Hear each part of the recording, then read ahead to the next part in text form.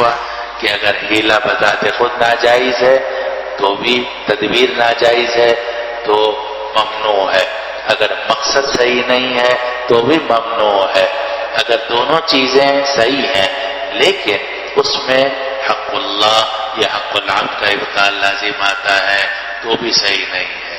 تو ہیلا صرف وہ جائز ہوگا کہ جو ہیلا بذات خود بھی جائز ہو، مقصد بھی صحیح ہو، اور اس میں کسی کا جو حق واجب ہے، حق ثابت ہے، اس کا ابطال لازم نہ آتا ہو۔ اب جب یہ ابتدائی بات سمجھ لیے آپ نے، اب سمجھیے کہ آگے امام بخاری رحمہ اللہ نے کتاب الحیل قائم کی، اور پہلا باب ہی یہ قائم کیا کہ باب فی ترک الحیل، یہ باب ہے کہ آدمی کو ہیلے چھوڑنے چاہیے، یہ باب ہے کہ آدمی کو ہیلے چھوڑنے چاہیے، اور یہ حقیقت ہے۔ ہم بھی دارالفتہ میں یہی کہتے کہ ہیلے نہ کرو، اور مثلا زکوٰۃ جو ہے اس کے مصارف شریعت نے متعین کیے ہیں کہ مستحقین زکوٰۃ تک وہ پہنچے، لیکن اگر ہیلے کر کے وہ زکوٰۃ کی جو رقم ہے وہ مستحقین کو نہ دی جائے بلکہ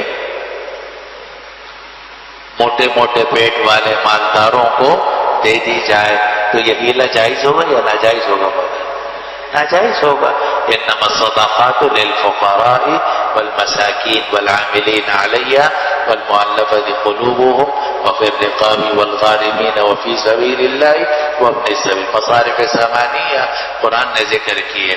اب اگر ہیلے کر کے اس کو غیر مصرف میں استعمال کرنے کی کوشش کی جائے گی تو یہ کوئی اچھی بات نہیں، یہ کوئی اچھی بات نہیں ہے، یہ شریعت کے احکام کو باطل کرنے کا ایک طریقہ ہے اور اس کو اختیار نہیں کرنا چاہیے۔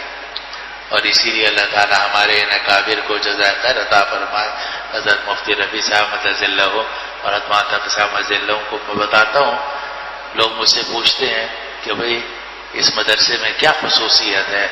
میں نے کہا اللہ تعالیٰ نے اس مدرسے کو جو ترقی اور برکت عطا فرمائی وہ صرف ایک وجہ سے ہے، وہ یہ ہے کہ یہاں پیسے میں احتیاط ہے، پیسے میں احتیاط ہے۔ چنانچہ پیسہ نہ مفتی رفیع صاحب کے پاس ہے نہ مولانا تقی صاحب کے پاس ہے، بلکہ وہ محاسبی میں ہے، دوسرے لوگوں کے پاس ہے، اور اس پیسے کے استعمال کے اوپر بہت کڑی نظر رکھی جاتی ہے۔ ہر آدمی، میرے ذمہ بھی شعبے ہیں مختلف، ہم بھی اس کو دیکھتے رہتے ہیں کہ کوئی پیسہ غلط طریقے سے کہیں استعمال نہ ہونے پائے۔ اسی میں حضرات نے یہ کوشش کی ہے کہ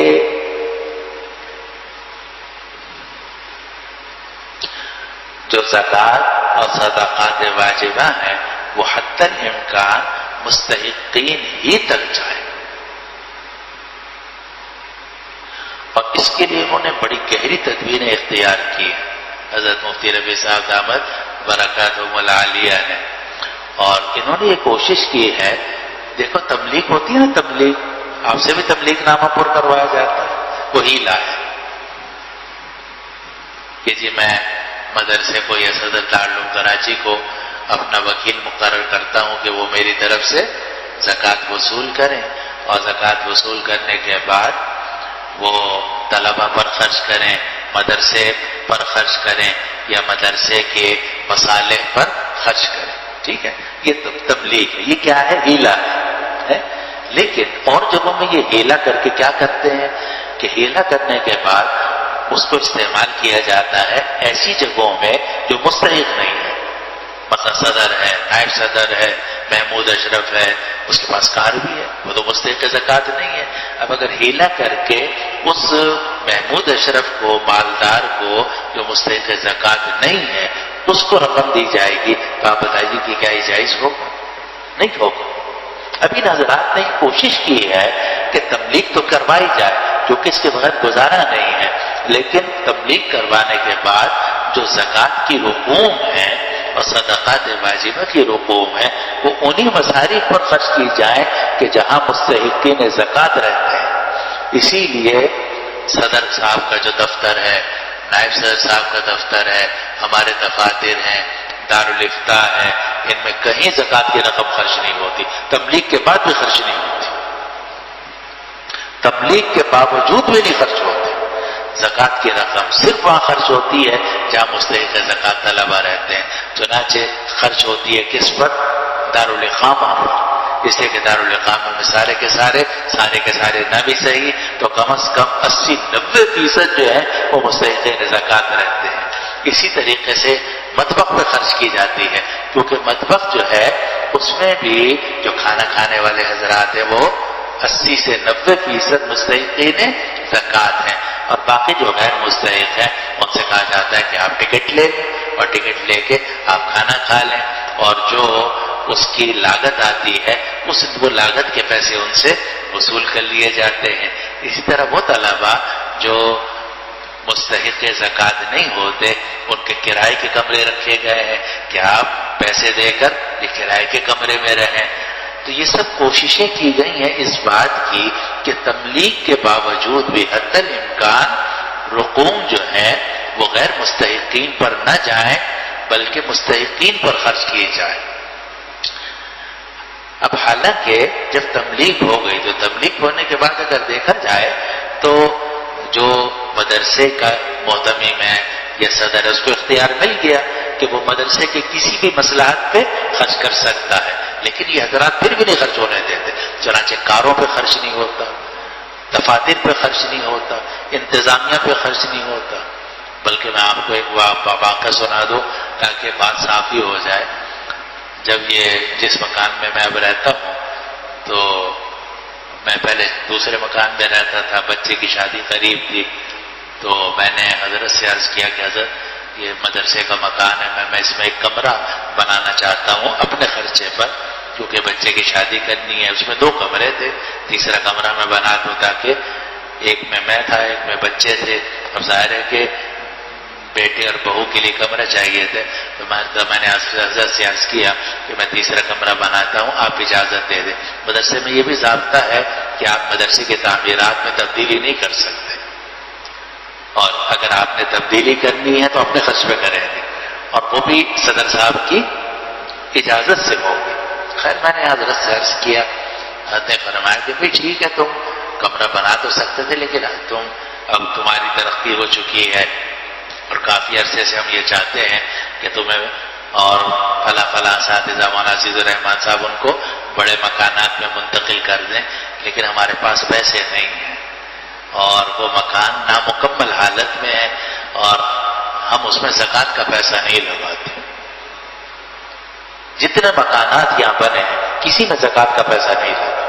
آپ کو حیرانی ہو تبلیغ کے باوجود کوئی تبلیغ شدہ رقم مکانات میں نہیں لگی. پھر حضرت نے میرا امتحان لیا کیونکہ ضرورت تو مجھے تھی مکان کی. حضرت نے فرمایا کہ ہم نے تمہارے لیے مکان سوچ رکھا تھا مگر یہ نامکمل حالت میں صرف ڈھانچہ کھڑا ہوا تھا. تو میں نے حضرت سے عرض کیا کہ حضرت میں اس میں اپنے پیسے جو میں وہاں کمرے میں لگاتا یہاں لگا دوں گا تو جتنے پیسے میرے پاس ہیں تو اس سے میں ساتھ. حضرت نے فرمایا ٹھیک ہے جتنا تم خوشی سے اس میں اللہ کی رضا کے لیے خرچ کرنا چاہو تو کر دو. میں نے کہا جی ہم تو چلے جائیں گے دنیا سے مگر لوگ جو بھی آدمی آ کے رہے گا ہم سے بہتر ہی ہوگا تو وہ اس کا ثواب ہمیں ملتا رہے گا.